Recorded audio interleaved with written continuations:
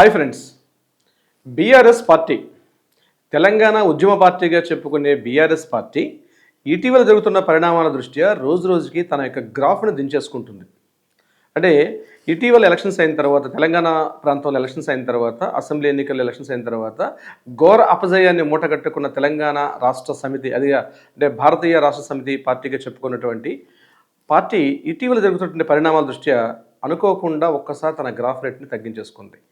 దీనికి గల కారణాలు ఏమిటి అన్నది మనం కాస్త విశదీకరణ చూస్తే, విశ్లేషణలోకి వెళ్ళినట్లయితే 2000లో తెలంగాణ రాష్ట్ర సమితిగా అంటే కేసీఆర్ నాయకత్వం ఏర్పాటైనటువంటి ఈ పార్టీ ఒకసారి తన చరిత్రను పునరావృతం చేసుకున్నట్లయితే కేసీఆర్ గారు చేసినటువంటి చారిత్రక తప్పిదాలు ఈనాటి ఈ పరిస్థితికి దుస్థితికి కారణాలు మాత్రం క్లియర్గా చెప్పుకోవచ్చు. అంటే ఒక్కసారి మనం చరిత్ర లోతుల్లోకి వెళ్ళినట్లయితే 2000 సంవత్సరంలో 2000 ఇయర్లో స్టార్ట్ అయినటువంటి ఈ తెలంగాణ రాష్ట్ర పార్టీ అంచెలంచెలుగా మెల్లమెల్లగా ఎదుగుతూ వస్తుంది. అంటే అనేక రకాలైనటువంటి వీళ్ళు ఎన్నికల్లో వీళ్ళు పార్టిసిపేట్ చేసినటువంటి స్థానాల్లో వీళ్ళకి అలవాటు అనమాట. అంటే ఇట్లా ఉద్యమంలో ఒకవైపు ఉద్యమం చేస్తూ, మరోవైపు నుంచి తమ స్థానాలను రాజీనామా చేస్తూ మరలా ఎలక్షన్స్కి వెళ్ళడం, ఈ రకరకాలుగా చేసుకుంటూ వచ్చారు. అయితే 2007 నుంచి 2009 ఈ 2 సంవత్సరాల కాలాన్ని మనం పరిశీలించి చూసినట్టయితే, అంటే రాజశేఖర రెడ్డి గారు సీఎంగా ఉన్నటువంటి పరిస్థితుల్లో అనూహ్యంగా మంచి ఉధృతంగా ఉన్నటువంటి రాజశేఖర రెడ్డి గారి ఆ టైంలో కొంతవరకు కేసీఆర్ పార్టీ అంటే మన టీఆర్ఎస్ పార్టీ కొంతవరకు డిప్రెస్ అయింది, అంటే కొంతవరకు సర్ప్లస్ అయిపోయింది. ఆ టైంలో తన రాజకీయ ఎత్తుగడలో ఏం చేశారంటే, అసలు ఇంకా తెలంగాణ ఉద్యమం అనేది నీరుగారిపోయింది, ఇంకా తెలంగాణ ఉద్యమం అనేది లేదు అన్నటువంటి పరిస్థితుల్లో అనుకోకుండా ఒక దుర్ఘటనలో రాజశేఖర రెడ్డి గారు మరణం తర్వాత అనూహ్యమైన పరిణామాల దృష్ట్యా మళ్ళీ ఒక్కసారి తెలంగాణ ఉద్యమం అనేది మరలా వెలుగులోకి వచ్చింది. అంటే నేను ఎందుకు పరిశీలిస్తున్నాను చూడండి. 2000 నుంచి 2007 వరకు ఉన్నటువంటి టీఆర్ఎస్ పరిస్థితి ఏంటి, 2007 నుంచి 2009 వరకు ఉన్న పరిస్థితి ఏంటి, 2009 సెప్టెంబర్లో నవంబర్లో మన రాజశేఖర గారి మరణం తర్వాత అక్కడికి ఒక 5-6 months గ్యాప్ తర్వాత ఒక్కసారి మరలా తను ఆమరణ నిరాహార దీక్షలో కూర్చోవడం, అది కూడా పెద్ద డ్రామాగా చెప్తారు, అది నిజాలు భగవంతునికి తెలుసు.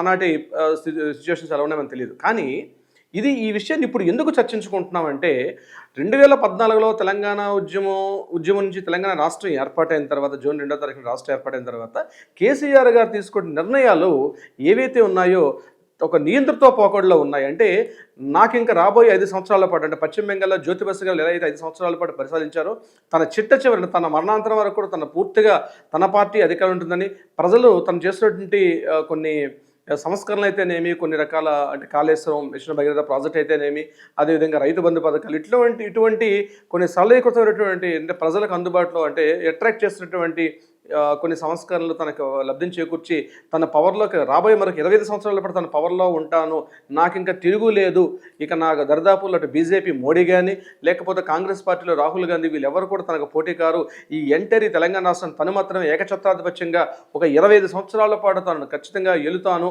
అని ఊహించుకున్నటువంటి కేసీఆర్ గారికి 2023 వచ్చినటువంటి డిసెంబర్లో వచ్చిన ఎలక్షన్స్లో ఘోర పరాభవం తప్పలేదు.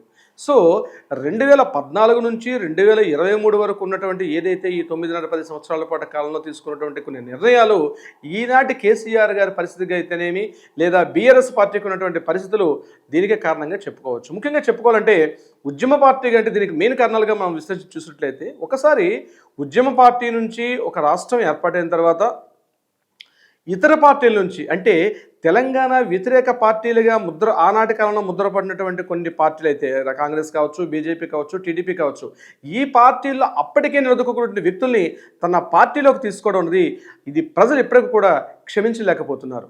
ఇదే ఎన్టీఆర్ గారు 1982లో పార్టీని పెట్టినప్పుడు కొత్తగా ఏర్పడిన తెలుగుదేశం ప్రభుత్వంలో చాలా వరకు కాంగ్రెస్ కానీ జనతా పార్టీ ఈ ప్రభుత్వాలు టచ్ చేయకుండా కొత్తగా ఉన్నటువంటి యువత నాయకులు, అంటే యూత్ లీడర్స్, అది ఈనాటి ఇప్పుడు మనం ఉన్నటువంటి ఎర్రబెల్లి దయాకర్రావు కానీ, కడియం శ్రీహరి కానీ, కేసీఆర్ గారు కానీ, చంద్రబాబు నాయుడు గారు కానీ, ఇట్లాంటి వీళ్ళందరూ కూడా ఒక కొత్త యూత్ లీడర్స్ని తయారు చేసుకున్నారు ఆనాటి ఎన్టీఆర్ ప్రభుత్వం.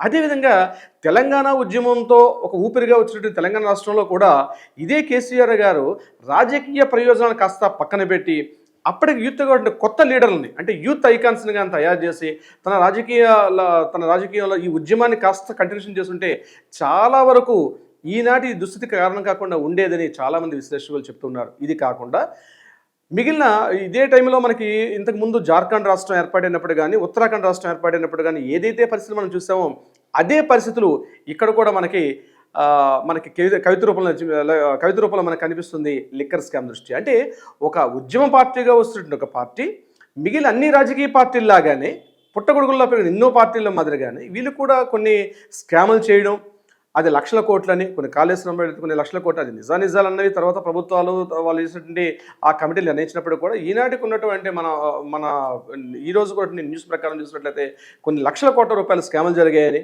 ఎటు పనికిమాలంటే ఈ లిక్కర్ స్కాముల్లో తన కూతురు కవితని కూడా అందులో ఇన్వాల్వ్ చేసుకోవడం, ఇది ప్రజల్లో ఒక నెగటివిటీ స్టార్ట్ అవుతుంది. ఇదే పరిణామాలు కంటిన్యూగా ఉంచినట్లయితే మాత్రం ఖచ్చితంగా బీఆర్ఎస్ పార్టీ మాత్రం రాబోయే రోజుల్లో గడ్డు పరిస్థితి ఎదుర్కొంటుంది. దీనికి ప్రత్యామ్నాయంగా బీజేపీయే కాంగ్రెస్ అంది రాబోయే భవిష్యత్ అందు మాత్రం ఖచ్చితంగా నిర్ణయిస్తుంది. Thank you so much friends.